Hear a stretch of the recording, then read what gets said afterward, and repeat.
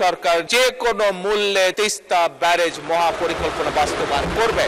দেশে দীর্ঘদিন ধরে নদী খনন, পানি সংরক্ষণ, বন্যা নিয়ন্ত্রণ, নদী ভাঙন প্রতিরোধ, আন্তঃনদী ব্যবস্থায় সমন্বিত পরিকল্পনার একটি অভাব ছিল বা আছে, আমি বলবো এখনো বিদ্যমান আছে। মাননীয় স্পিকার, সুতরাং নদীর যে নাব্যতা, প্রায় আমরা দেখি নদীগুলোতে হয় বন্যা হচ্ছে অথবা নদীগুলোতে পানি শুকিয়েছে। সবকিছু মিলে নদীর যে নাব্যতা, এটি ফিরিয়ে এনে, এগুলিকে খনন করার মাধ্যমে এগুলোকে ফিরিয়ে এনে দেশে বন্যা খরা থেকে মুক্ত রেখে, একই সাথে মাননীয় স্পিকার সারা বছর যাতে আমাদের কৃষক ভাইরা, মাননীয় স্পিকার, আমি এমন জায়গায়ও গিয়েছি যেখানে বর্ষাকালেও, যেখানে পানি থই থই করে বর্ষাকালে, সেখানেও আমরা দেখেছি অনেক খালে পানি থই থই করছে, কিন্তু খাল থেকে কিছু দূরে কৃষক পানির অভাবে তার জমিতে সেচ দিতে পারছে না। সেজন্যই মাননীয় স্পিকার, সারা বছর যাতে কৃষক সেচ সুবিধা নিশ্চিত রাখতে পারে, তার জন্য বর্তমান সরকার পুনরায় যেখানে সম্ভব নদীগুলো, যে সকল নদী পসিবল সেই নদীগুলো এবং খালগুলোকে খনন এবং পুনর্খননের কাজ এরই ভিতরে শুরু করবে। মাননীয় স্পিকার, আগামী 5 বছরে আমাদের পরিকল্পনা সমগ্র বাংলাদেশে ইনশাআল্লাহ আমরা 20,000 কিলোমিটার খাল খনন করব।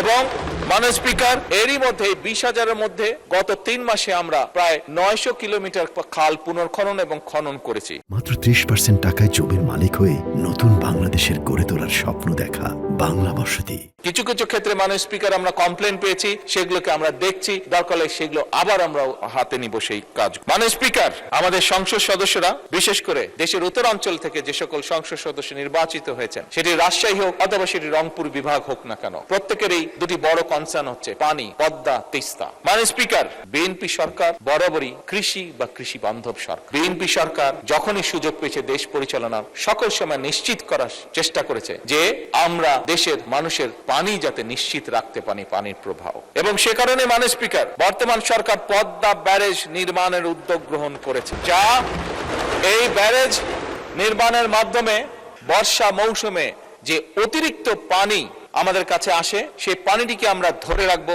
যাতে করে শুষ্ক মৌসুম এবং বছরের বাকি সময়টা আমরা কৃষক সহ সকলের কাছে পানি সরবরাহ করতে পারি। মাননীয় স্পিকার, এবার আমি আরেকটু উত্তরের দিকে চলে যাই এবং সেই উত্তরে অবস্থান করছে আমাদের তিস্তা। মাননীয় স্পিকার, জাতীয় অগ্রাধিকার ভিত্তিতে ইনশাআল্লাহ এই সরকার যে কোনো মূল্যে তিস্তা ব্যারেজ মহাপরিকল্পনা বাস্তবায়ন করবে।